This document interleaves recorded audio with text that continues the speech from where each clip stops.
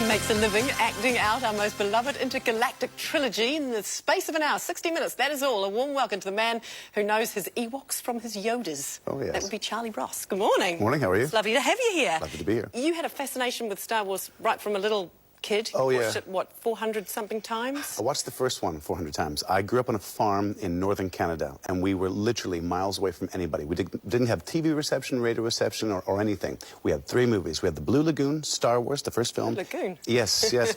Be thankful I'm not doing the one. Oh, God, that would be terrible. Yeah. I could be doing Brooke Shields. That'd be horrible. Good. And the other thing we had was, remember Shogun, a miniseries? Yeah. It was like 6 parts, 8 parts, but we were missing the last 20 minutes. Oh. So, yeah, I watched Star Wars a lot. And I guess you could say I got a bit of brain damage in a good way.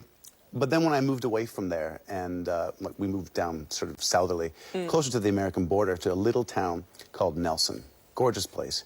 And theater kind of took over my life. And it's always been part of my life. So at what point did you think that you could make this work as a... I mean, you've been doing this for the stand-up show for 12 and a half years, 12 and a half years, yeah. So, I was just... I got out of university. I studied theater, acting. I got a Bachelor of Fine Arts, which is basically, you know, you're overqualified to be nothing. Yeah. You know, I couldn't do anything except work in my vocation. And trying to make it in theater as an actor in Canada, it's sort of like trying to climb the Rocky Mountains with your lips. It's not going to happen. Yeah. So I tried to write my own stuff.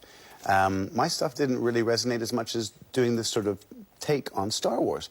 In the beginning, it was 20 minutes long. Tried it at a comedy club, went really, really well, and then I just sort of moved on from there and made it longer. Because it's just you. It's a solo show. Not even any props. No other actors or talent. No, nothing. Nothing at all. Just you and all those characters. Yeah, but people already know the story, right? Yeah. So that's a good thing. Yeah, it's in people's heads, and if anything, because it's so popular, it's all over the world. I've had a kind of a passport of reference that I can go to anywhere. I mean, I've been to 4 different continents. I've done the show over 3,000 times in over 350 cities over the 12 and a half years. Wow. And that's because of the power of that brand of Star Wars. Did you have to get George Lucas's seal of approval? I did, but in the beginning, I think we were talking about this, I didn't bother because I'm an idiot. After about a year and a half, I received an email from Lucasfilm, very short, and it said, you know, we know about you, what are you doing? And so I contacted them and I said, I'm a fool. And they asked for a copy of the show on video, a copy of the script, sent it to them. Yeah.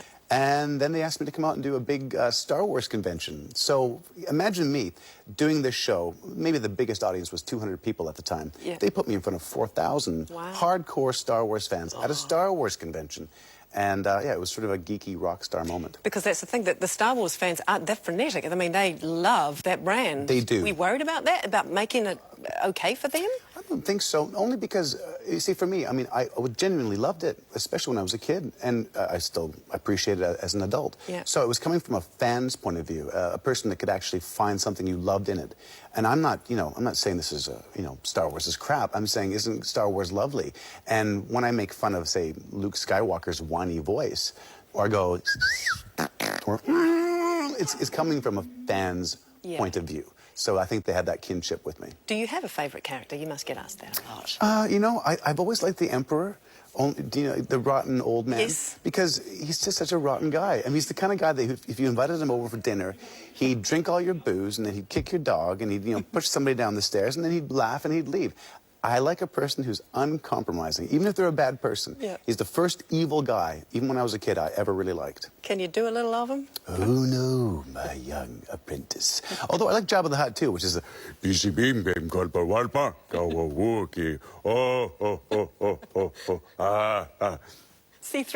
Oh, R2-D2, where are you? And, of course, the R2 was just... Of course. Yeah, I mean, it's really... It sounds kind of lame when I sort of do this, the little thing like this. That's funny. But it's when you see the whole show, as I say, no costume, no sets, no props, and I kind of build this language where we just kind of come halfway together. You know, you get to use your imagination, I get to act like an 8-year-old, and somehow we conjure Star Wars together on stage. And you're seeing, you know, a 39-year-old man acting like an 8-year-old. I love it. It must be crazy having a million voices in your head. Well, yeah. Well, I do Lord of the Rings as well, yeah, you do. So I've got at least 105 voices, and sometimes I have... We want it, we need it, must have the precious. Master is our friend. going on in my head, and that's not a good thing. Do you want to do the little rap for us in a voice of your choice? You just read out that's over there. Oh. Off you go. Oh. For more on Charlie Ross and his one-man Star Wars trilogy, see our website. Yes, precious. Brilliant. What is the website? I have no idea. I'm trying to read it. No. I'm trying to present the news, but I can't do it. Oh, there it comes. Coming up, last